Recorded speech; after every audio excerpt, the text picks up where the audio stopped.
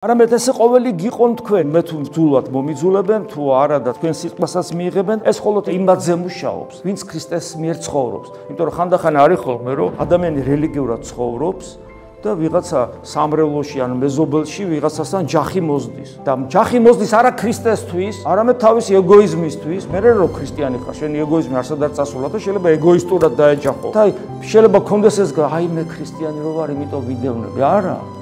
ქრისტიანი რო ხარ, იმიტომ არ იდევნები, ეგოისტი რო ხარ, იმიტომ იდევნები. ამ სოფელს ეგოისტიც არ უყვარს, არც მანიაკი არ უყვარს, არც მკვლელი არ უყვარს. არსებობს რაღაც სამართლებრივი ნორმები და სოციალური ზნეობა არსებობს. როცა შენ რაღაცას აშავებ და მაგისთვის ისჯები, ეს არაფერს არ ნიშნავს. შენ როცა არაფერს აშავებ და ქრისტეს ერთგული რო ხარ და ეს ნიშნავს, რომ შენი მტერიც კი რო გიყვარს და მაინც რო გდევნიან, აი მაშინ ახარ, რო გვირგვინს იდგავ მოწამეობრებს. ეს კიდე ჩოხოვიცით როგორი რთულია. ამ დროს ის ვინც გეჩხუბება, ისიც უნდა გიყვარდეს.